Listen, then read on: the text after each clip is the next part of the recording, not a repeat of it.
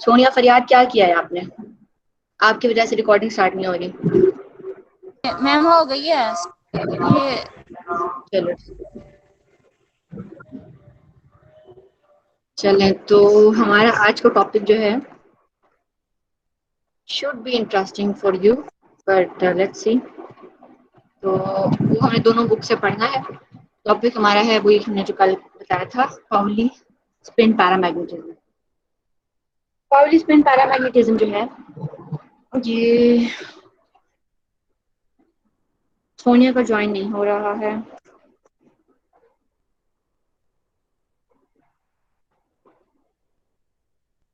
Signal नहीं आ रहे हैं, मुझे आपकी वॉइस नहीं आ रही है। इसका क्या किया जाए?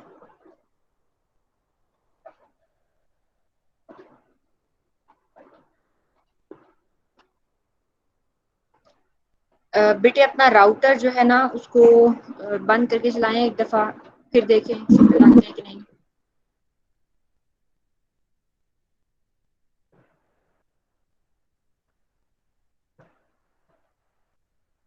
अच्छा जी। तो इसको मैं दोनों बुक से पढ़ना है, ये इससे उमर से, और थोड़ा मैथमेटिकल यहाँ पे मिसिंग है तो इसको हम उससे भी पढ़ेंगे, ये जो हमारी पिटल की बुक है उसके अंदर से भी पढ़ेंगे। इससे पहले हम ये देख लेते हैं, ये इसका हमने एक टॉपिक कल पढ़ा था, मैग्नेटिज्म इन मेटल्स।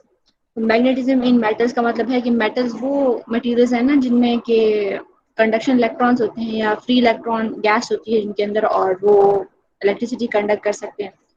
तो बेसिकली हम उन कंडक्शन इलेक्ट्रॉन की बात करेंगे, हम मेनली उनमें इंटरेस्टेड है। यानी उनके जो वो फ्री इलेक्ट्रॉन्स हैं, तो they have spin, they do not have orbital movement, they have spin movement.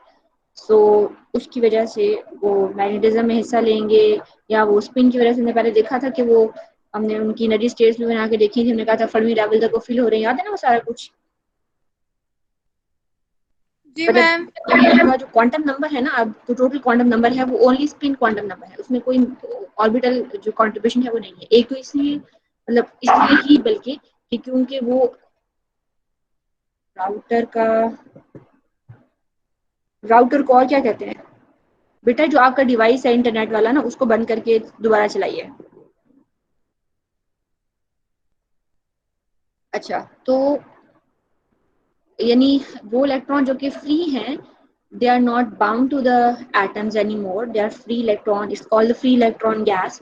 उस फ्री इलेक्ट्रॉन में चूंकि वो बाउंड नहीं है तो ऑर्बिटल मोशन तो होगी नहीं उनकी एटम के गेट्स, वो फ्री इलेक्ट्रॉन्स हैं। हाँ, लेकिन हमें देखा था कि उनका क्वांटम नंबर, एक क्वांटम नंबर जो है वो स्टिल है, और वो उनका स्पिन क्वांटम नंबर है which is intrinsic property of the electron. So वो स्टिल इंटैक्ट है। उस क्वांटम नंबर की वजह से हमने पाउली एक्सक्लूजन प्रिंसिपल लगाकर उनको जब हमने सॉल्व किया था फ्री इलेक्ट्रॉन गैस में, तो हमने उसको मतलब पर्टिकुलर ऑर्बिटल्स में फिल किया था। हमने कहा था although they are free but they are, मतलब उनके पर्टिकुलर ऑर्बिटल्स बनते हैं, एनर्जी लेवल्स होते हैं, और उनमें हमने कहा था कि एक में सिर्फ दो ही इलेक्ट्रॉन्स आ सकते हैं। हमने, अच्छा,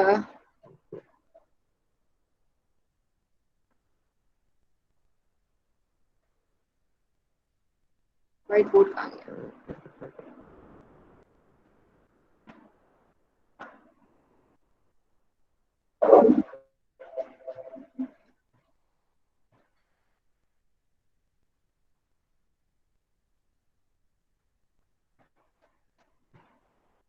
इस तरह का हमने एक डायग्राम बनाई थी और हमने इस तरह एनर्जी लेवल्स ड्रॉ किए थे। ठीक है, यहाँ पे दो ही इलेक्ट्रॉन्स मैम आ सकते स्क्रीन हैं। नहीं शो होती। अच्छा,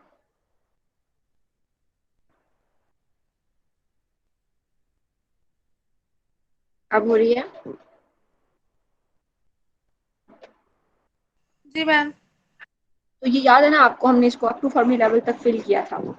ये वो कंडक्शन इलेक्ट्रॉन्स की बात हो रही है।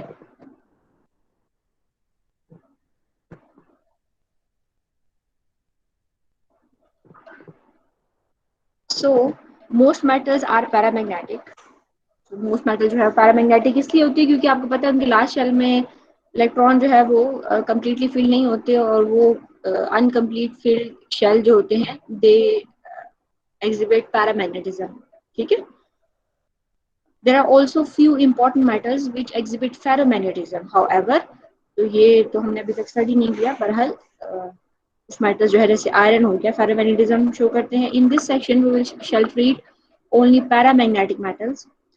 We shall discuss ferromagnetic. अच्छा बहरहाल the conduction electrons in the metals make two contributions. अच्छा एक contribution हमने कल पढ़ी थी इनकी. The first contribution is paramagnetic one due to their spins and a diamagnetic one due to their orbital motion. अब ये जो orbital motion है, this is not the motion around atoms. This orbital motion जब कल हमने देखा, बल्कि ये हो भी सकती है, ये वाली जो diamagnetic motion है, कल हमने देखी थी कि वो conduction electrons की motion की. कुछ डायमैग्नेटिज्म इनके इनर शेल से भी तो अराइज हो सकता है. जो इनर शेल में इलेक्ट्रॉन्स हैं जो कि बाउंड हैं, और वो जब आप मैग्नेटिक फील्ड अप्लाई करेंगे तो वो एक एंटी मतलब उनकी जो वही सारा हमने लैंगुएन थ्योरी ऑफ डायमैग्नेटिज्म पढ़ी थी, वो बाउंड इलेक्ट्रॉन्स के लिए थी ना, तो वहां से डायमैग्नेटिज्म अराइज हो सकता है.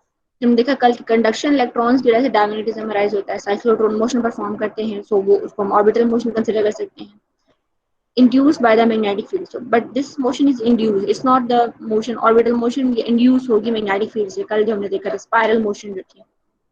The net electronic susceptibility is the difference between these contribution. क्योंकि एक पैरामैग्नेटिक है दूसरी डायमैग्नेटिक है, दोनों एक दूसरे के ऑपोजिट होती हैं मोशंस, या दोनों जो प्रॉपर्टीज हैं एक दूसरे के टोटली ऑपोजिट है. तो पैरामैग्नेटिक माइनस डायमैग्नेटिक जो है हमारी टोटल ससेप्टेबिलिटी होगी. बात समझ आ रही है? कंडक्शन इलेक्ट्रॉन्स डायमैग्नेटिज्म भी एग्जिबिट करते हैं और पैरामैग्नेटिज्म भी. कल हमने डायमैग्नेटिज्म पढ़ा, आज हम देखेंगे कंडक्शन इलेक्ट्रॉन जो है वो पैरामैग्नेटिज्म कैसे है. तो इसको हम स्पिन पैरामैग्नेटिज्म कहते हैं या पाउली स्पिन पैरामैग्नेटिज्म कहते हैं. वो इसी वजह से क्योंकि उनके पास एक ही क्वांटम नंबर होता है, या क्योंकि they are free, so their total quantum number is only spin. They don't have an orbital quantum number. Spin paramagnetism arises from the fact that each conduction electron carries a spin magnetic moment which tends to align with the field. ठीक है.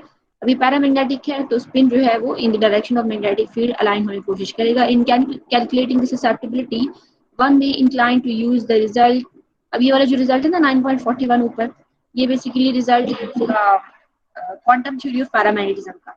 हमने classical theory पढ़ी थी ना, quantum theory में difference कुछ खास नहीं है, उसमें भी ससेप्टिबिलिटी टेम्परेचर पे डिपेंड कर रही है.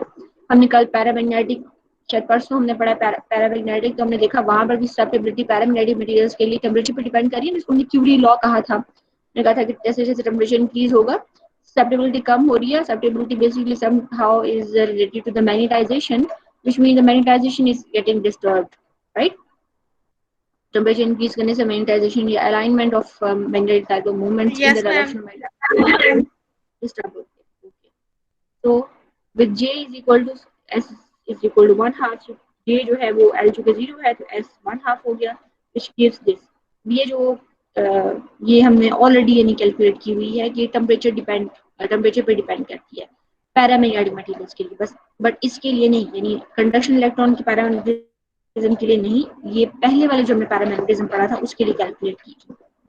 Where we have also set G is equal to 2. ये हमारा वो G फैक्टर होता है ना जो क्वांटम मैकेनिक्स में आता है, क्या शो कहते हैं हम, लॉन्डे फैक्टर के क्या कहते हैं, ये जेरोमेट्रिक रेशियो कहते हैं. जिस तरह का फैक्टर होता है ना, ये 2 है, और ये हमने ऊपर क्वांटम थ्योरी में ये मतलब बेसिकली निकाला हुआ, जो कि हमने क्वांटम थ्योरी पढ़ी नहीं है. सो बहरहाल इसको आप इग्नोर कर दीजिए फॉर टाइम बीइंग. हमें ये रिजल्ट हमारे पास दोनों थ्योरीज में ऑलमोस्ट सेम रिजल्ट है, बल्कि सेम ही रिजल्ट है दोनों थ्योरीज का, क्लासिकल का भी और क्वांटम का भी. Since we are dealing with the pure spin motion, this shows that susceptibility is dependent on temperature, is approximately 1/T, inverse of temperature. लेकिन experiments show, however, that the spin susceptibilities in metals are essentially independent of the temperature. ये तो हमें मतलब वहां से मिल रहा है ना जहाँ से हम अपनी प्रीवियस थ्योरी जो पैरामैग्नेटिज्म की थी उसको लगा रहे हैं, लेकिन वो थ्योरी हम लगा रहे थे पैरामैग्नेटिक मटेरियल्स पे, या वो मटेरियल्स या वो एटम जिनका के लास्ट शेल जो है वो कंप्लीटली फिल्ड नहीं है उन पे लगा रहे थे. यहाँ पर हम जिन इलेक्ट्रॉन्स पर ये लगाने की कोशिश कर रहे हैं, they are totally free, they only have a spin motion but they are totally free, they are या नियरली फ्री. जो हमने मतलब मेटल्स के बारे में थ्योरीज पढ़ी हुई है, either they are totally free or partially free, but they make a free electron gas. So their paramagnetism does not depend upon temperature. ये एक्सपेरिमेंट शो करते हैं. इन थ्योरी हमने कहा कि ये रिजल्ट यहाँ पे भी एप्लीकेबल हो सकता है, बट हमने देखा कि एक्सपेरिमेंट्स ये शो नहीं करते. Experimentally, it is independent of temperature. The observed values are also considerably smaller than predicted by this question. और हमारी वैल्यूज जो है वो भी इससे काफी स्मॉल है. ठीक है, यानी इतना पैरामेग्नेटिज्म हाई नहीं है, ये नहीं है उसकी वैल्यू, इससे कम है. These facts clearly cast strong doubts on the applicability of 9.41 to the conduction electrons. So 9.41 जो है वो कंडक्शन इलेक्ट्रॉन्स पर नहीं एप्लीकेबल होगी, वो सिर्फ उन पार्शली फिल्ड शेल्स के लिए के इलेक्ट्रॉन्स पे होगी जो कि पैरामैग्नेटिक मटेरियल्स का हिस्सा है. ठीक है, कंडक्शन इलेक्ट्रॉन्स जो कि फ्री हैं उन पे ये थ्योरी जो है वो एप्लीकेबल नहीं है. The source of difficulty lies in the fact that equation number 9.41 was derived on the basis of localized electrons. ठीक है, सो हमें पता चल गया कि क्यों ये हो रहा है. वो इलेक्ट्रॉन जो थे वो लोकलाइज्ड थे. जैसे मैंने कहा कि वो स्टिल पार्ट ऑफ एटम है, उनकी ऑर्बिटल और स्पिन दोनों मोशंस प्रेजेंट हैं. They are localized to atoms only. The one we are talking about, the conduction electrons, they are not localized. Okay? They form a full conduction electron C inside the metal. It's like a free electron gas. ऐसे ही पढ़ा था ना हमने. It's like a normal gas in a cylinder जिसमें कि atoms जो हैं they are completely free to wander about, right? So ये localized नहीं है इलेक्ट्रॉन. So यहाँ से डिफिकल्टी अराइज होती है जब हम वो रिजल्ट जो कि लोकलाइज्ड इलेक्ट्रॉन का था वो अप्लाई करने की कोशिश करते हैं कंडक्शन इलेक्ट्रॉन्स पे. लोकलाइज्ड इलेक्ट्रॉन जो है वो ओबे कर रहे हैं, जो हमारी स्टैटिस्टिक ओबे कर रहे हैं वो है बोल्ट्जमैन डिस्ट्रीब्यूशन. ठीक है. The conduction electrons, on the other hand, are delocalized and satisfy the Fermi-Dirac distribution functions. ठीक हो गया. तो फर्मियंस जो है वो एक मतलब हमने देखा था ना फर्मी डायरेक्ट डिस्ट्रीब्यूशन फंक्शन जो है वो किस तरह कंडक्शन इलेक्ट्रॉन्स पे लगता है. यानी एक जो एनर्जी लेवल है उसमें 2 ही इलेक्ट्रॉन्स जो है वो पाए जाएंगे और फर्मी डायरेक्ट डिस्ट्रीब्यूशन के मुताबिक उनकी डिस्ट्रीब्यूशन होगी और अप टू फर्मी लेवल तक जो है ये सारे फिल अप हो जाएंगे. लास्ट लेवल फर्मी लेवल होगा, एक में 2 होंगे. ठीक है, क्योंकि उनकी स्पिन जो है पॉली स्पिन प्रिंसिपल एक्ट करता है और उनकी जो स्पिन है वो ही एक क्वांटम नंबर है. ये सारी चीजें हमने पढ़ी थी. ठीक है, तो जो हमारे बाउंड इलेक्ट्रॉन है लोकलाइज इलेक्ट्रॉन पे बोल्ट्जमैन डिस्ट्रीब्यूशन जो है वो अप्लाई होती है. ये भी वैसे हाफ स्पिन पार्टिकल्स के लिए है और फर्मी डायरेक्ट भी हाफ स्पिन के लिए, लेकिन ये बाउंड है तो इनके लिए बोल्ट्जमैन होगी और जो फ्री है उनके लिए फर्मी डायरेक्ट डिस्ट्रीब्यूशन फंक्शन होगा. ठीक है, याद आ गया ना ये सारा कुछ. Yes ma'am. So the proper treatment taking this into account is illustrated in figure number 9.12, which is this. In the absence of the field, half of the electrons have spin pointing in the positive z direction. अच्छा, पहले इस figure को देख लेते हैं कि ये जो फिगर है इस फिगर में यहाँ पर यानी इस एक्सिस पर मैग्नेटिक फील्ड नहीं है बल्कि एनर्जी है. ये फिगर जो है वो यहाँ से आई है. आपने पढ़ा था कि फर्मी डायरेक्ट डिस्ट्रीब्यूशन फंक्शन जो है एनर्जी के लिहाज से वो कुछ इस तरह का होता है, राइट? और फिर हमने पढ़ी थी density of states. Let me see, density of state जो थी उसका जो ग्राफ था वो किस तरह का था.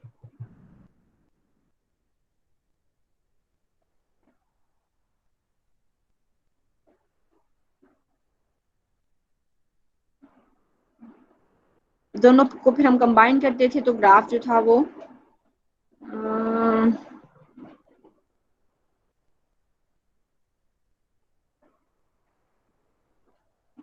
यहाँ से हम इसको याद कर लेते हैं, देख लेते हैं एक दफा.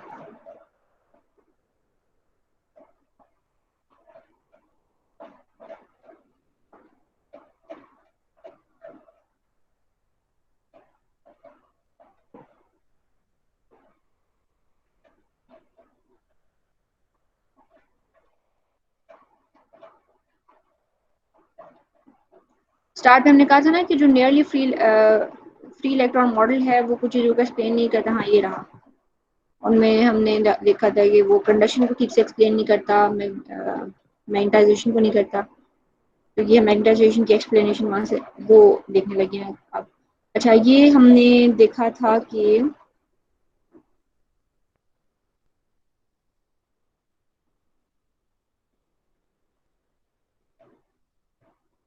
ये फर्मी डायराक फंक्शन है, और ये फर्मी डायराक फंक्शन जो है वो हाई टेम्परेचर पे इस तरह हो जाता है। और फिर हमने डेंसिटी ऑफ स्टेट्स देखा था कि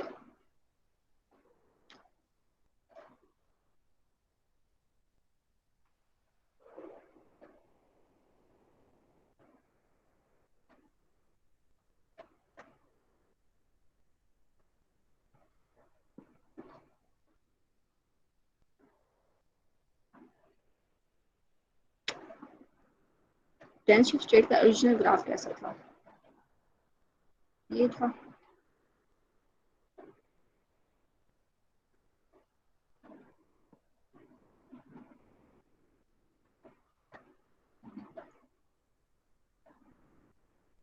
तो ये इसका ओरिजिनल ग्राफ था ना डेंसिटी ऑफ स्टेट का। और फर्मी डायराक डिस्ट्रीब्यूशन फंक्शन का ग्राफ जो था वो ये था, ये वाला। इनको जब हमने कंबाइन किया तो ये ग्राफ आ गया था, ये वाला। ठीक है, राइट। ये वाला ग्राफ याद है आपको? अब तो फर्मी लेवल तक फिल हो रहा था। यस इस मैम। ग्राफ को उल्टा करके बना दें, यानी इस ग्राफ को अगर हम, यानी ये पैराबोलिक कर्व बन रही है ना with respect to this energy axis, ये एक पैराबोला है। अगर इसको इस तरह करो तो ये बेसिकली इस तरह का एक पैराबोला है, राइट। ये with respect to this energy axis, इसको उल्टा करके ड्रॉ करें तो यहाँ पे यानी हम ले लें डेंसिटी ऑफ स्टेट्स और यहाँ पे ले लें एनर्जी, तो ये इस तरह बन जाएगी ना कर्व। ठीक है, ऐसा ही है। जी।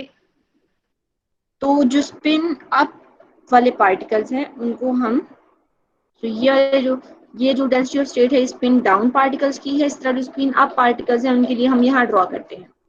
जो वो ग्राफ था उसके उसके लिए इस तरह था ना, ये इधर एनर्जी थी और ये डेंसिटी फंक्शन था। तो ये टोटल हमारी मतलब डेंसिटी ऑफ स्टेट ये स्पिन डाउन की है, ये स्पिन अप की है। तो इसी तरह ये जो पॉजिटिव एक्सिस पे है ये स्पिन डाउन है और यहाँ पर स्पिन अप है। ठीक है, तो ये वो वही वही यस मैम, समझ स्पिन अप और स्पिन डाउन दोनों के लिए किया है। इस ये वाला एक्सिस जो है ये एनर्जी एक्सिस है ऊपर की तरफ, और मैग्नेटिक फील्ड भी इसी डायरेक्शन में हमने अप्लाई किया। अभी मैग्नेटिक फील्ड जीरो है लेकिन हमने अप्लाई इसी डायरेक्शन में करनी है। तो ये वाला ग्राफ जो है वो एनर्जी का है, ये वाला यानी एक्सिस एनर्जी का है, और ये वाला एक्सिस जो है डेंसिटी ऑफ स्टेट्स का। अभी इसको आप, तो यहाँ पे ये स्पिन डाउन है, ये स्पिन अप है, और ये वाले सारे एनर्जी लेवल जो है वो फील्ड हैं until the Fermi energy level. तो ये सबसे ऊपर वाला लेवल जो है फर्मी एनर्जी लेवल है। अच्छा, अब यहाँ पे और क्या हो रहा है? In the absence of the field, half of the electrons have spin pointing in the positive z direction and half in the negative z direction, resulting, so basically हमने जो है वो, चूंकि पहले दोनों स्पिन पार्टिकल्स हमने जो है उनके लिए बताया था, अब ये अलग अलग करके लिख दिए कि जो डाउन वाले हैं वो इस तरह, मतलब डेंसिटी ऑफ स्टेट उनकी ये वाली है, और जो अप वाले हैं उनकी डेंसिटी ऑफ स्टेट जो है वो ये वाली है। The energy of the spin parallel to the B is, acha, when the field is applied, so, and the other half in the negative z direction resulting in a vanishing net magnetization. So net magnetization जो है वो उसकी zero हो जाएगी क्योंकि half जो है उनकी स्पिन अप है, हाफ की स्पिन डाउन है। तो हाफ का मैग्नेटिक मोमेंट जो है वो अपवर्ड होगा, हाफ का डाउनवर्ड होगा। तो टोटल मैग्नेटिक मोमेंट जो है वो जीरो हो जाएगा, तो मैग्नेटाइजेशन भी जीरो हो जाएगी। इसको क्रिटिक की बुक से भी खोल लेते हैं। तो मैग्नेटाइजेशन जो है it is given by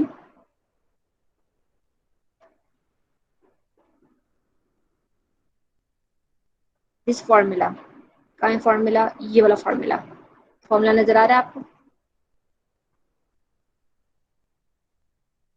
magnetisation is equal to mu times, यानी magnetic moment of spin up particles minus spin down particles. तो उन दोनों का जो डिफरेंस है वो ये बेसिकली एन जो है वो नंबर ऑफ स्पिन अप है और एन माइनस जो है नंबर ऑफ स्पिन डाउन है। इनका जो डिफरेंस है उसको आप म्यू से मल्टीप्लाई करो तो वो मैग्नेटाइजेशन है, जो कि अभी ये करंटली मैग्नेटिक फील्ड जब एब्सेंट है, दोनों सेम है, तो जो मैग्नेटाइजेशन होगी वो भी जीरो हो जाएगी।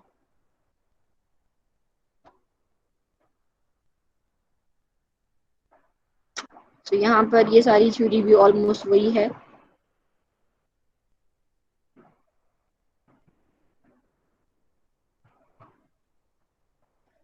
But when a field is applied along the z direction, the energy of the spin parallel to the b is lowered by an amount mu b.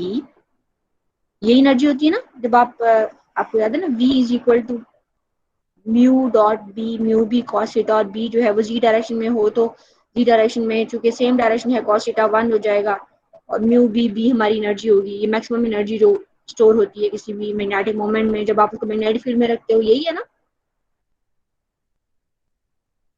अब वो कह रहा है कि जो spin parallel to the magnetic field है ना उसकी एनर्जी हो जाएगी lower by an amount this, और वो जो कि जो ऑपोजिट है उसकी एनर्जी रेज हो जाएगी बाय द सेम अमाउंट। ऐसा क्यों है? जो स्पिन पैरेलल है, अब ये मैग्नेटिक फील्ड हमने ऊपर की डायरेक्शन में अप्लाई की तो जो स्पिन पैरेलल है उसकी एनर्जी जो है वो लोअर हो जाएगी।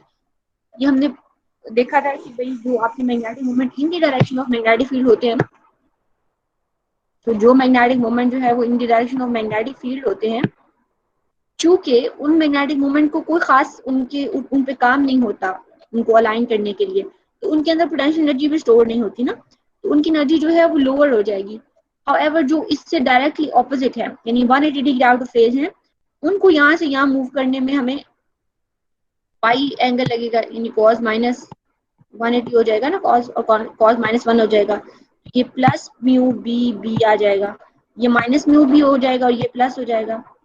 यानी सबसे ज्यादा एनर्जी इनको अलाइन करने के लिए लगेगी, तो सबसे ज्यादा एनर्जी भी इनमें स्टोर होगी, तो एनर्जी रेज हो जाएगी।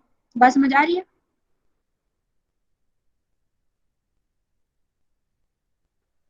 क्लियर है बच्चों? बोलते नहीं हैं आप लोग।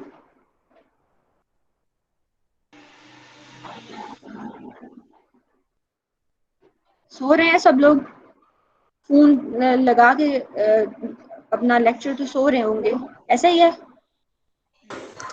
No ma'am. नो तो बोलते नहीं हैं आप मैम। लोग।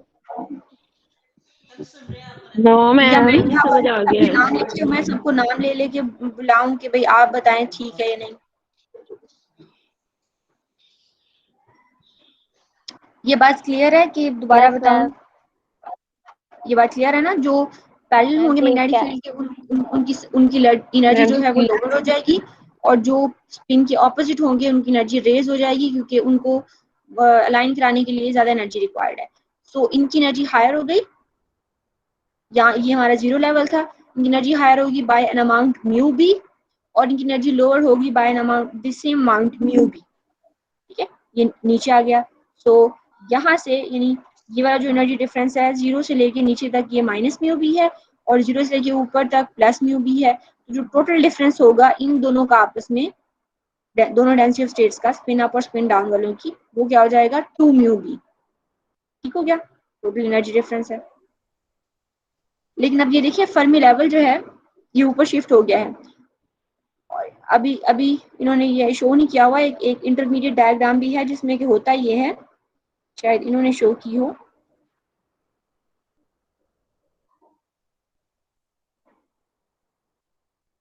इन्होंने भी शो नहीं की,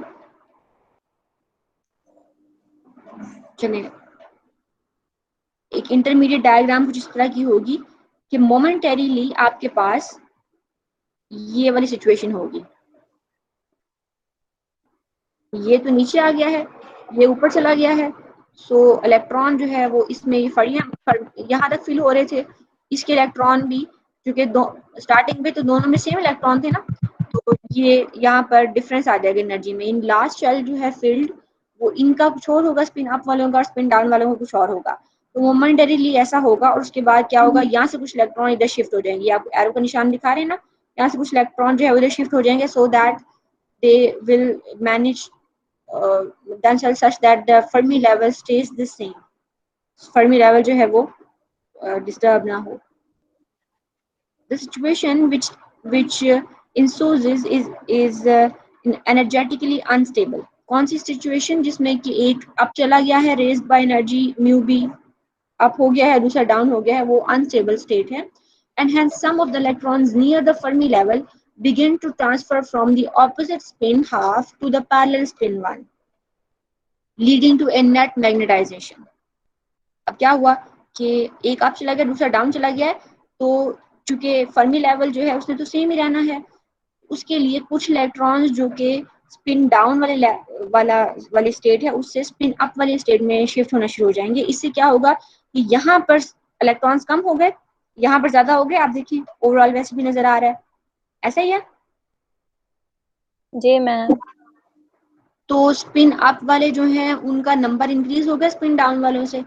तो अब जब आप मैग्नेटाइजेशन कैलकुलेट करेंगे तो spin up minus spin down करेंगे तो डिफरेंस में कोई नंबर आएगा ना, क्योंकि अब ये ज्यादा हो गए हैं ये कम हो गए हैं. Yes ma'am. यानी आपके पास एक मैग्नेटाइजेशन का कोई आंसर आएगा. तो यही हमारे पास एक नेट मैग्नेटाइजेशन अराइज हो गई है. वो किस वजह से, क्योंकि कुछ इलेक्ट्रॉन जो है स्पिन डाउन वाली स्टेट से स्पिन अप वाली स्टेट में चले गए हैं फर्मी लेवल को कंपनसेट करने के लिए. तो यहाँ पर इलेक्ट्रॉन ज्यादा हो गए हैं, यानी अब ज्यादा इलेक्ट्रॉन की स्पिन अप है कम की डाउन है, तो ज्यादा का मैग्नेटिक मोमेंट अप है in the direction of magnetic field, कम का डाउन है. देयरफॉर आपका जो नेट मैग्नेटिक मोमेंट है वो अप आएगा. और वो यानी ये जो सिचुएशन है जिसमें कि मैग्नेटिक मोमेंट अप होता है या magnetic field in the direction of sorry magnetic moment in the direction of magnetic field होता है, उस सिचुएशन को हम पैरामैग्नेटिज्म ही कहते हैं ना. जी मैम.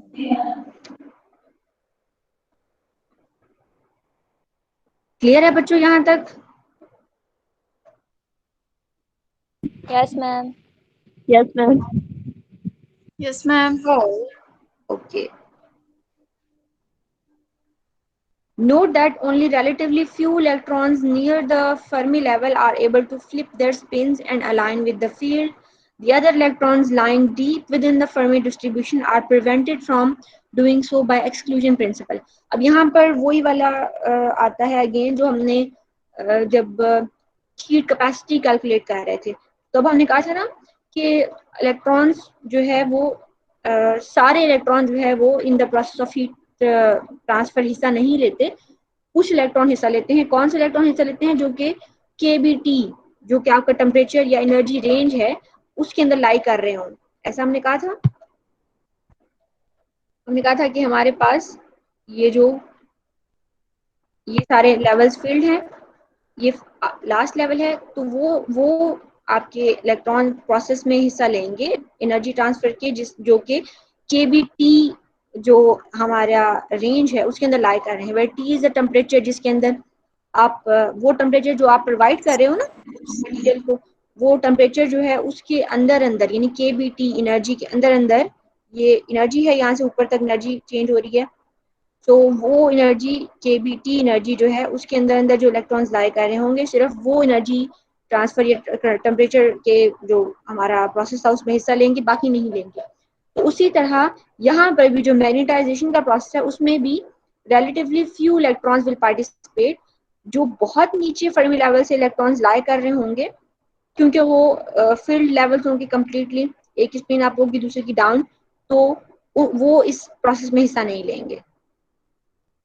ठीक है, आप उनको इस तरह समझ सकते हो कि उनकी टोटल स्पिन तो चूंकि 0 है, तो ये ऐसे आप समझ सकते हो जैसे कि एटम्स के बिल्कुल इनसाइड के जो इलेक्ट्रॉन्स होते हैं स्टार्टिंग वाले शेल के, उनका जो यानी स्पिन मैग्नेटिक मोमेंट होता है वो टोटल 0 होता है, ऑर्बिटल भी टोटल 0 होता है. ठीक है, तो वो मैग्नेटाइजेशन में हिस्सा नहीं लेते हैं, बिल्कुल उसी तरह. ये बात भी क्लियर है? Yes ma'am. अच्छा, बाकी जो मैथमेटिकल है ना वो यहाँ पे इन्होंने बहुत ज़्यादा डिटेल से नहीं किया, तो हम थोड़ा सा मैथमेटिकल जो है वो किटल की बुक से देख लेते हैं. तो आप यूँ कीजिएगा, इसके नोट्स बना लीजिएगा अपने हाथ से लिख के, मैथमेटिकल यहाँ से और थ्योरी वहाँ से कर लीजिएगा, या अगर आप थ्योरी यहाँ से करना चाहें तो वो भी आप यहाँ से कर लें. सो अब देखो कि जो मैग्नेटाइजेशन होगी हमारी,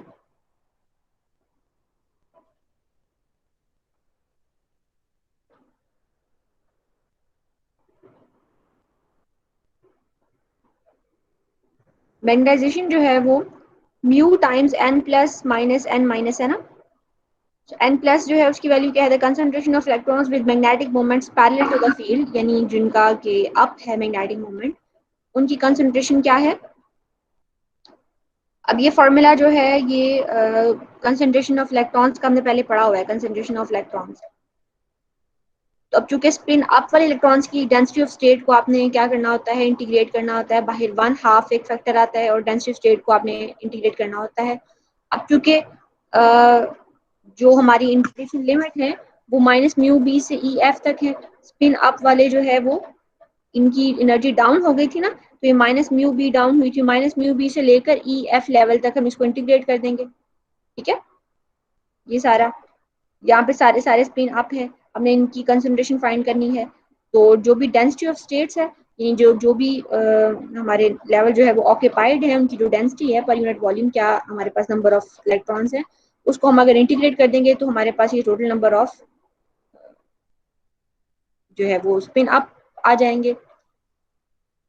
और यहाँ पर देखिए इसको माइनस म्यू बी से ई एफ तक इंटीग्रेट करेंगे डी ई, और यहाँ पे डेंसिटी ऑफ स्टेट जो है वो अब डी ई नहीं आएगी बल्कि E plus mu B B आएगी। ठीक है, यानी डेंसिटी ऑफ स्टेट जो है वो अब इसमें ये म्यू बी का एडिशन हो जाएगा ना। इसी तरह जो ऑपोजिट टू द फील्ड वाले होंगे उसमें D E minus mu B आएगी। ये जो डी ई है माइनस वाले हैं, एन माइनस वाले हैं यानी स्पिन डाउन वाले हैं, उसमें D of E minus mu B आएगी। ठीक है, जिनकी डाउन शिफ्ट हुई है उनके लिए म्यू बी ऐड हो जाएगा, जिनकी अप शिफ्ट हुई है उनके लिए म्यू बी माइनस हो जाएगा। मैम आपके लिए माइनस हो जाएगा।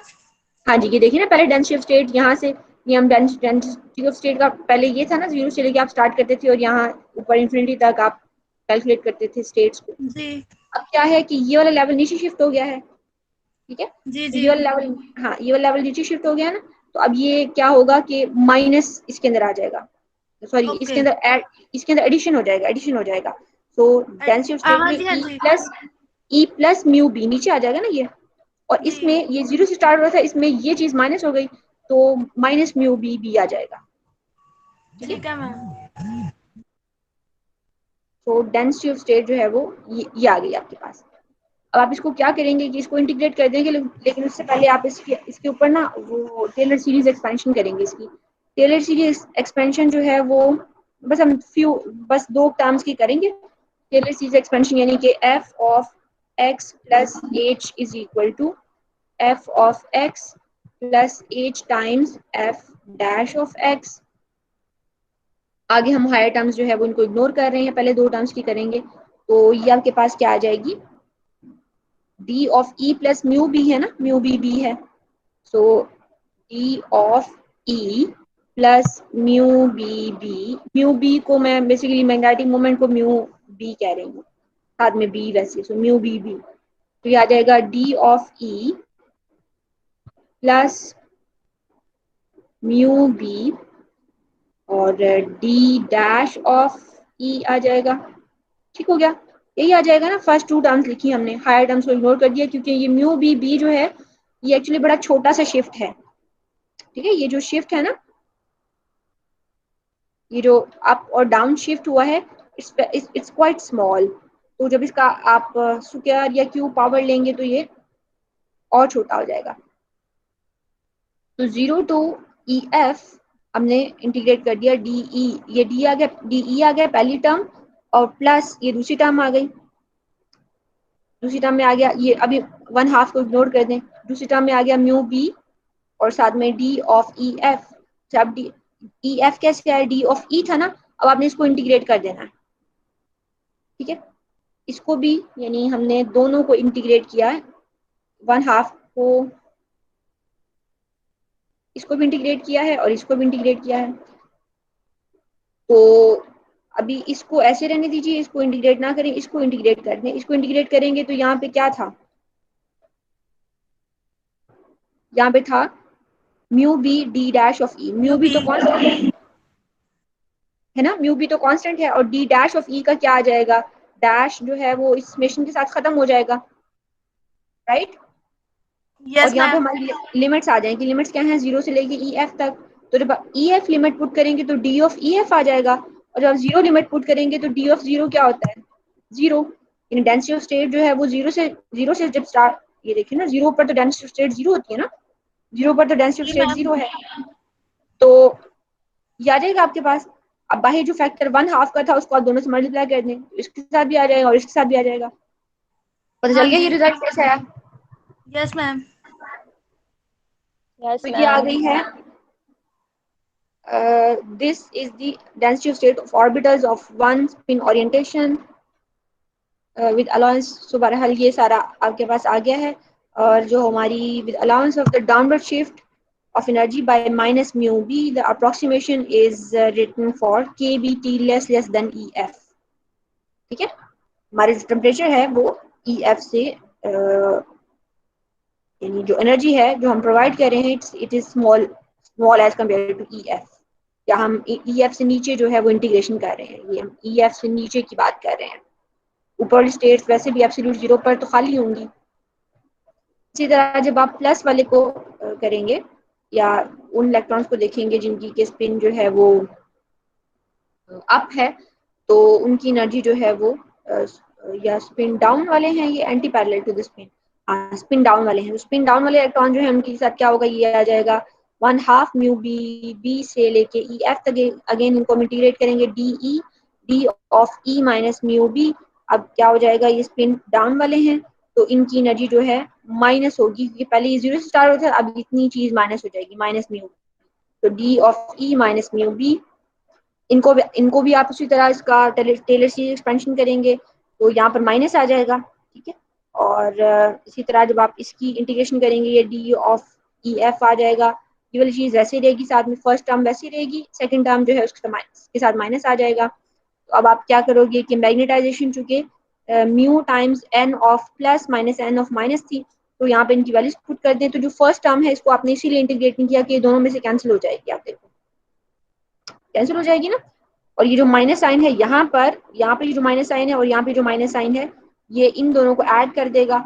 ये 2 times mu B B D of E F divided by 2 हो जाएगा, जो कि 2 से कैंसिल हो जाएगा, और आपके पास ये आ जाएगा mu B square B D D E F. ये अंदर क्लियर है, आप यस देखो। मैम। तो यहाँ पर जो डी ई एफ है, फर्मी लेवल पर जो डेंसिटी ऑफ स्टेट्स होती है उसका जो फॉर्मूला है वो हमने देखा हुआ है पूरी की बुक में। अगर आप यहाँ पे करके कहीं होगा, density of states at Fermi level.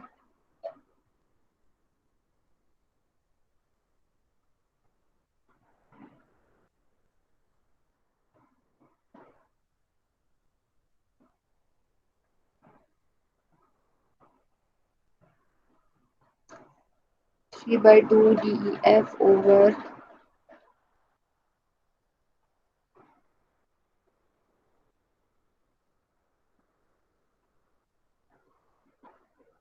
तो ये हमने कहीं रिजल्ट निकाला था, आप देख लीजिएगा, इसका मुझे अभी मिल नहीं रहा। तो ये 3n फर्मी लेवल पर डेंसिटी ऑफ स्टेट है वो 3n/2 EF होता है। और EF को अगर आप के बी टी टी एफ लिखो, तो E जो है वो के टी होता है ना, के बी टी से के, अगर ये EF है तो के बी टी एफ लिख लें। सो वो लिखो तो आपके पास ये आ जाएगी, density of state from chapter number 6 का हल। तो ये आपके पास डी ऑफ ई आ गई, इसको आपने यहाँ पुट कर दिया तो ये आ गया 3n म्यू स्क्वायर 2 के बी टी एफ, और ये बी। अच्छा, ऊपर भी यहाँ पर भी एक, तो ये रिजल्ट तो आ गया हमारे पास। ये रिजल्ट इन्होंने वैसे भी निकाला हुआ है बगैर मैथमेटिकल किए। यहाँ पे देखो जरा, बगैर मैथमेटिकल किए इन्होंने क्या कहा है कि Pauli showed that the application of the Fermi direct distribution would correct the theory as required. We first, तो पाउली ने बेसिकली ये सारा काम किया, इसलिए इसको पाउली स्पिन पैरामैग्नेटिज्म कहते हैं। We first gave the qualitative explanation, quantitative explanation ही नीचे हमने क्वांटिटेटिव पढ़ ली। क्वालिटेटिव एक्सप्लेनेशन जो है वो किस तरह दे रहा है वो, द रिजल्ट 18 जो कि पैरामैग्नेटिज्म के लिए रिजल्ट था, tells us that the probability an atom will be lined up with the lined up parallel to the field P exceeds the probability of anti-parallel orientation by roughly this. For n atoms per unit volume, this gives a net magnetization. The standard result इसकी explanation यहाँ नीचे लिखी हुई है. Most conduction electrons, ये जो हमने ये पढ़ा ना, इसकी यहाँ पे लिखी हुई है जो explanation है. So most conduction electrons in the metals, however, have no possibility of turning over with the field when the field is applied, because most orbitals in the Fermi sea with parallel spins are already occupied. So वो कह रहे हैं कि जैसे हमने temperature के बारे में बात की थी कि वो चंद एक जो फर्मी लेवल के पास ऑर्बिटल्स होंगे उनके इलेक्ट्रॉन हिस्सा लेंगे, उसी तरह most of the electrons magnetization में भी हिस्सा नहीं लेंगे क्योंकि वो नीचे deep in the Fermi sea lie कर रहे होंगे. जो हिस्सा लेंगे उनकी तादाद वही होगी जो टेम्परेचर में भी हिस्सा ले रहे थे. Only the electrons within the range KBT, देखो, of the top of the Fermi distribution have the chance to turn over the field. Thus, only the fraction T by TF, वहाँ पे भी यही फ्रैक्शन थी ना, T by TF of the total number of electrons contribute to the susceptibility. इसी तरह वहाँ पर जो हीट कैपेसिटी थी उसमें भी T by TF number of electron जो थे वो हिस्सा ले रहे थे. ऐसे ही है ना, हमने निकाला था ना वहाँ पे. आप यस मैम. तो आप देखो कि इसने क्या किया है कि ये हमारी पैरामैग्नेटिक ससेप्टिबिलिटी है जो हमने पैरामैग्नेटिक मटेरियल के लिए निकाली थी, जो टी टेम्परेचर डिपेंडेंट थी. क्यूरी लॉ जो बन रहा था, magnetization is n mu square b over kBt, ये उसके लिए थी. इसको अब आपने मल्टीप्लाई कर दिया, ये उन इलेक्ट्रॉन्स के लिए थी, इसको आपने मल्टीप्लाई कर दिया फ्रैक्शन ऑफ इलेक्ट्रॉन्स के साथ जो कि ससेप्टिबिलिटी में हिस्सा ले रहे हैं. तो आप इसको मल्टीप्लाई करेंगे तो आप देखें कैपिटल T ये वाला नीचे से और ये कैंसिल हो जाएगा. यही हमारा T था ना जो कि एक्चुअली टेम्परेचर चेंज बता रहा था. जो TF है ये तो एक फिक्स्ड टेम्परेचर है ना, TF यानी वो टेम्परेचर है जो कि फर्मी लेवल का टेम्परेचर होता है. EF is equal to KBT, T is T, मतलब EF is equal to KBT KBTF. तो ये वो TF है. मैम ये फर्मी टेम्परेचर है ना? हाँ जी बिल्कुल फर्मी टेम्परेचर है. फर्मी टेम्परेचर की एक पर्टिकुलर वैल्यू होती है, हमने वो वैल्यू देखी भी थी, यहाँ पे शायद कहीं लिखी भी हो. फर्मी टेम्परेचर जो है वो एक पर्टिकुलर टेम्परेचर होता है, इट्स अ कांस्टेंट नंबर. जो T है वो कैंसिल हो गया है, तो इंडिपेंडेंट ऑफ टेम्परेचर हो गया. अगेन मैग्नेटाइजेशन डिपेंड किस पे कर रही है, TF पे. तो क्वालिटेटिवली हमने देख लिया कि मैग्नेटाइजेशन जो है वो इंडिपेंडेंट ऑफ टेम्परेचर है for which electrons, for conduction electrons. दूसरे इलेक्ट्रॉन्स जो थे यानी कि पैरामैग्नेटिक, उनके लिए तो यानी दूसरे पैरामैग्नेटिक मटेरियल्स के इलेक्ट्रॉन्स थे जो कि कंडक्शन नहीं थे, बाउंड थे, लोकलाइज थे, उनके लिए मैग्नेटाइजेशन टेम्परेचर डिपेंडेंट थी. बट इसके लिए हमने इसको फ्रैक्शन ऑफ इलेक्ट्रॉन के साथ मल्टीप्लाई कर दिया जो कि इस प्रोसेस में हिस्सा लेंगे ससेप्टिबिलिटी के. तो आप देखिए T कैंसिल हो गया और TF आपके पास आ गया. सो मैग्नेटाइजेशन फर्मी टेम्परेचर पर डिपेंड करे, लेकिन फर्मी टेम्परेचर जो है is just a number, it's not a variable. Therefore magnetization जो है वो इंडिपेंडेंट ऑफ टेम्परेचर है, which is independent of temperature and of the observed order of magnitude. We now calculate the expression for the paramagnetic susceptibility for a free electron gas at T is less than TF. बहरहाल ये अब वो सारा mathematical कर रहा है और वही एक्सप्लेनेशन है, सारा मैथमेटिकल है. हाँ जी मैम जो आप टेम्परेचर की बात कर रहे थे फर्मी टेम्परेचर की, वो यहाँ 3000 केल्विन दिया हुआ है और T जो है वो 300 केल्विन दिया हुआ है. ठीक है.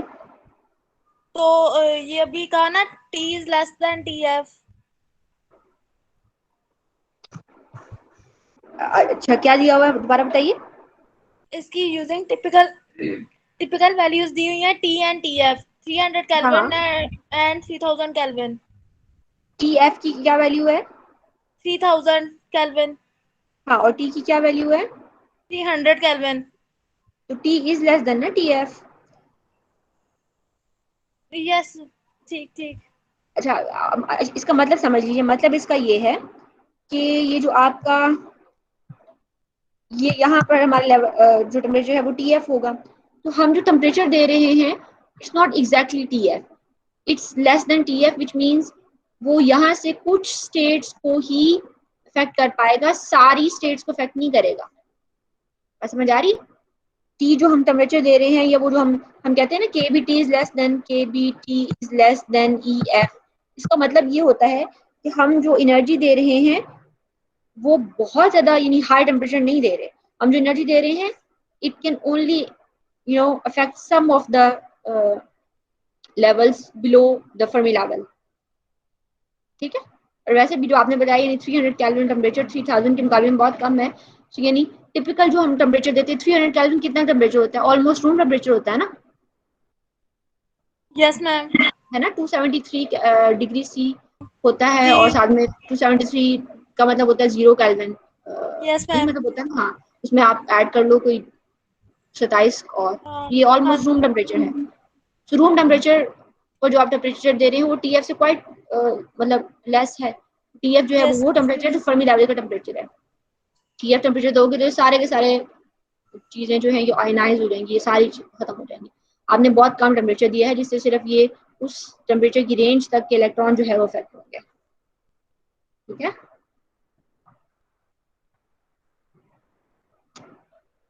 ये हमारे पास रिजल्ट आ गया। अब ये हमने क्वांटिटेटिवली भी देख लिया और क्वालिटेटिवली भी देख लिया। The result 45 gives the Pauli spin paramagnetization of the conduction electrons for KBT is less than EF. In driving the paramagnetic susceptibility, we have supposed that the spatial motion of electrons is not affected by the magnetic field. Special motion का मतलब ये है कि जैसे वो मतलब Fermi electron gas है ना, जो फ्री इलेक्ट्रॉन गैस है ना, it is unaffected by the magnetic field. यानी उनकी जो स्पेशल डिस्ट्रीब्यूशन है कि वो किस तरह स्पेस ऑक्यूपाई कर रहे हैं मेटल में, वो ये नहीं होगा कि किसी जो कंसंट्रेशन हो जाए उनकी, they have the same space they had before, but the wave functions are modified by the magnetic field. Landau have shown that the free electrons, this causes a diamagnetic moment equal to 1/3 of the। तो ये लांडाउ की हमने जो diamagnetism था ये completely नहीं पढ़ा, लेकिन हमने थोड़ा सा देखा था कि डायमैग्नेटिज्म कैसे अराइज होता है, तो उसने उसका प्रूफ भी दिया हुआ है, which is apparently not the part of the book। तो उसका जो डायमैग्नेटिक था जो हमने कल पढ़ा, हमने कल कहा भी था कि वो 1/3 है पैरामैग्नेटिज्म का, जो कि actual paramagnetism conduction electron show करते हैं उसका 1/3 मतलब डायमैग्नेटिज्म है। देयरफॉर पैरामैग्नेटिक बिहेवियर ही मतलब डोमिनेंट होगा ना, डायमैग्नेटिक नहीं होगा। तो total magnetization of free electron gas is this. आपने ये टोटल पहले ये थी ना, अब आपने इसको इसमें से आपने 1/3 पार्ट जो है माइनस कर दिया, तो ये 3 कैंसिल हो गया उससे, यानी इसको हमने इसका 1 पार्ट लेना है, तो सॉरी 2/3 लेना है हमने। 1/3 जो है उसको उसको निकाल दीजिए, इसमें से 2/3 लेंगे तो क्या हो जाएगा, ये 3/2 2/3 से कैंसिल हो जाएगा ना। Yes ma'am. तो ये आ जाएगा n mu B square over K B T F into B. ये मैग्नेटाइजेशन आ गई आपकी, यानी ये टोटल मैग्नेटाइजेशन है कंडक्शन इलेक्ट्रॉन्स की। अगर पैरामैग्नेटिज्म की बात करें कंडक्शन इलेक्ट्रॉन के कि वो क्या है, तो वो ये है। अगर इनके डायमैग्नेटिज्म की बात करें तो वो 1/3 ऑफ दिस वैल्यू है। किस वैल्यू का? N mu B over K B T T F B, इसका 1/3 है, यानी 1/3 times N mu B square over K B T T F B, ये 1/3 है। और अगर आप टोटल की बात करें तो आप फिर आप लिख लो इसको लिख लो कि 3/2 टाइम्स ये जो वैल्यू है इसमें से माइनस कर दें आप तो 1/3 वाली वैल्यू, तो ये 2/3 रह जाएगा, और 2/3 को आप इसे मल्टीप्लाई करो तो आपके पास आ जाएगी n ये वाली वैल्यू। सो मैग्नेटाइजेशन जो है वो आपकी ये रह जाती है।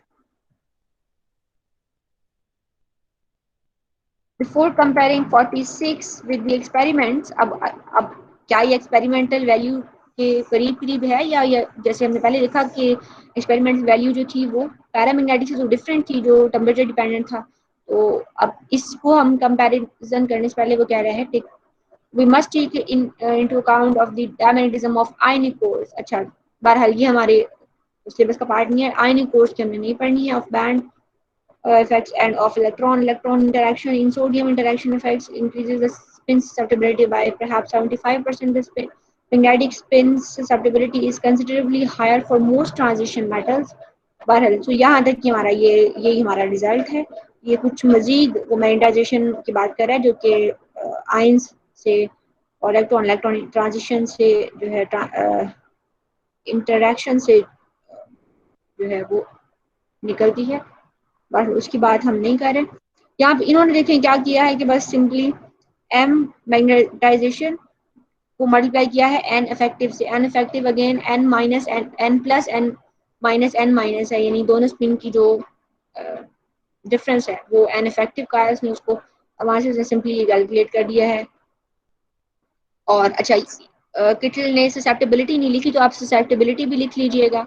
मैग्नेटाइजेशन के फार्मूला से बी उसमें से गायब हो जाएगा, म्यू नॉट आ जाएगा और बी गायब हो जाएगा। पता है ना ससेप्टेबिलिटी का formula? Yes B ma'am. Mu naught जो है वो साथ में आ जाएगा और इसमें जो बी है वो खत्म हो जाएगा, सो ये ससेप्टेबिलिटी आ जाएगी। The susceptibility is thus determined by the density of state at Fermi level, density of state G. यहाँ पे जी ऑफ ई एफ को, वहां पे डी था ना, उसने यहाँ पे जी लिख दिया है। डी ऑफ ई एफ था, यहाँ पे उसने जी ऑफ, इस बुक में जी ऑफ ई एफ कहा जा रहा है डेंसिटी ऑफ स्टेट को, तो यहाँ पे उसने जी ऑफ ई एफ लिख दिया। is thus determined by the density of states, the Fermi level, and quantity. This, which is also important in transport phenomena, plays a major role here. One can thus obtain information on g of f by measuring xp. According to 9.47, xp is essentially independent of temperature. यहाँ पे उन्होंने basically d of ef की या g of ef की value put नहीं की, उधर put की हुई है। This is seen from the fact that temperature has only a small effect on the Fermi-Dirac distribution of electrons, and consequently the derivation leading to remains valid. Very small effect है, तो ये derivation जो है वो valid है।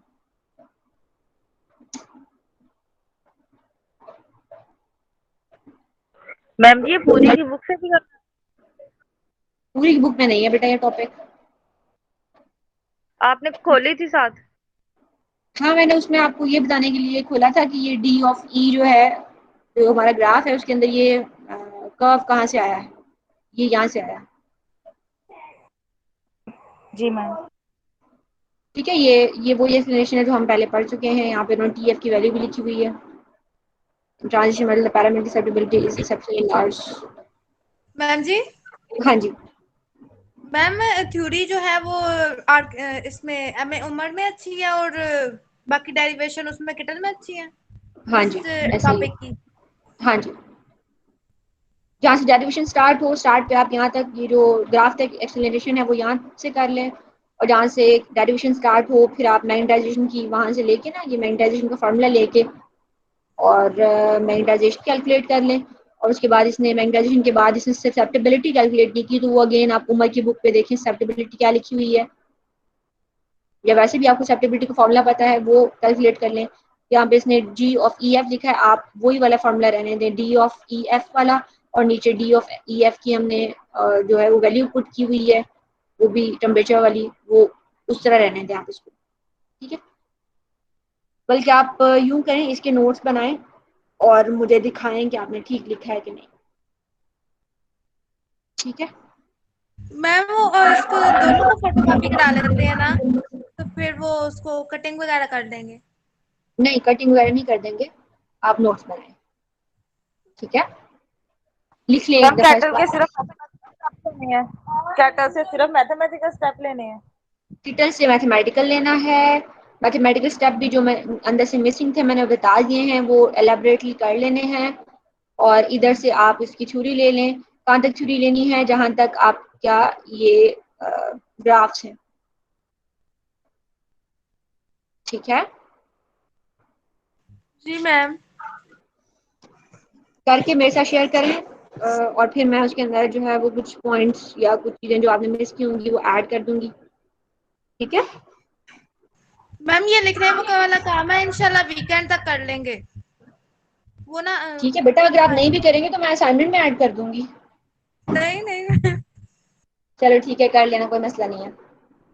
लेकिन कर जरूर हाँ लेना, जी मेरे मैम। साथ शेयर कर देना। एक आधे बच्चे भी मेरे साथ शेयर करेंगे तो वो मैं नोट्स उसको सही करके आपके साथ शेयर कर दूंगी, क्योंकि टॉपिक जो है वो स्कैटर्ड सामने पड़ा है, तो एक जगह पर होगा तो आपको अच्छी समझ आ जाएगी।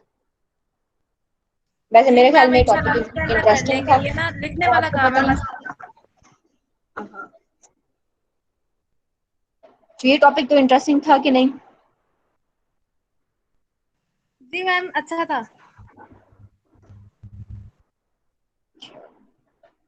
अगली क्लास है आपकी? भी कुछ मैम चले गए। इससे अगली क्लास है आपकी? मैम अभी तो कुछ पता नहीं है, मैम ने कहा था लेनी है 11 बजे अब होती है या देखें 12 बजे होती है। अच्छा चलें ठीक है, ओके बेटा, कॉल एंड करते हैं, आप अगली क्लास की तैयारी करें। अल्लाह हाफिज़। अल्लाह हाफिज मैम।